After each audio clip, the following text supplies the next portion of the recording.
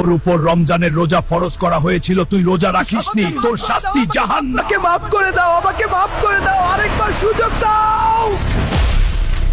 কি ব্যাপার রাসেল, তুই রমজান মাসে সিগারেট খাচ্ছিস, তুই রোজা রাখিসনি? আরে ধর, কিসের রোজা রাখবো, এখনো অনেক বয়স আছে, তখন রাখবো। ভাই রাসেল, তোর মা তো অনেক পরহেজগার, আর তোর উপর রোজা ফরজ হয়েছে।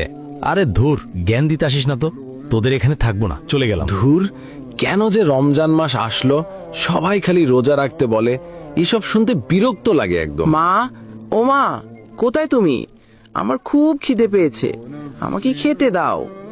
বাবা রাসেল, তুমি রোজা রাখো দয়া করে, তোমার উপর রোজা ফরজ হয়েছে। ধুর মা, তুমিও সবার মতো একই কথা শুরু করছো। এখন আর আমার কি বয়স হয়েছে, বুড়াকালে তখন আল্লাহর কাছে ইবাদত করব। ধুর চাই, আর খাবারই খাবো না। আল্লাহু আকবার, আল্লাহু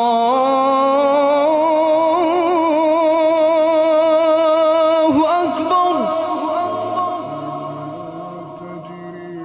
বাবা রাসেল, আজান দিয়েছে, ওঠ নামাজটা পড়ে নে বাবা। ধুর মা, যাও তো, বুঝলাম না, বুড়াকালে আল্লাহর ইবাদত। হে আল্লাহ, তুমি আমার সন্তানকে হেদায়েত দান করো, ওকে সঠিক পথ দেখাও, ও যেন 5 ওয়াক্ত নামাজ ও রোজা রাখে, আমিন। গার্লফ্রেন্ডকে একটা ফোন দি। হ্যালো জান, কোথায় তুমি?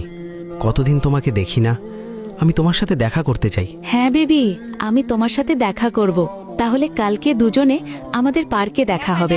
রাত 3টে বেজে গেছে, মোবাইলটা রেখে এবার ঘুমিয়ে যাই।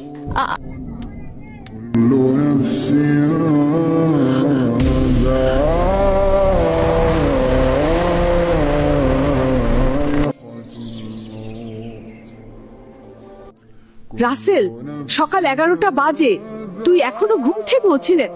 আমার ছেলে কি হয়ে গেল? বাবা রাসেল, ওঠ, কথা বল। ও রাসেল, আমার সোনা, চোখ খোল বাবা। একটি দুঃসংবাদ, হাওলাদার বাড়ির মোহাম্মদ রাসেল রাত 3টার সময় ইন্তেকাল করিয়াছে। ইন্না লিল্লাহি ওয়া ইন্না ইলাইহি রাজিউন।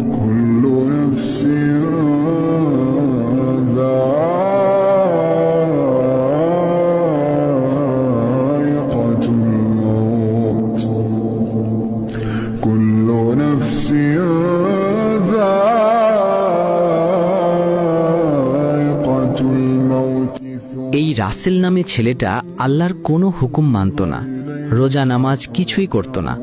আল্লাহ জানে কবরে এখন কি হবে। তোর উপর রমজানের রোজা ফরজ করা হয়েছিল, তুই রোজা রাখিসনি, তোর শাস্তি জাহান্নাম।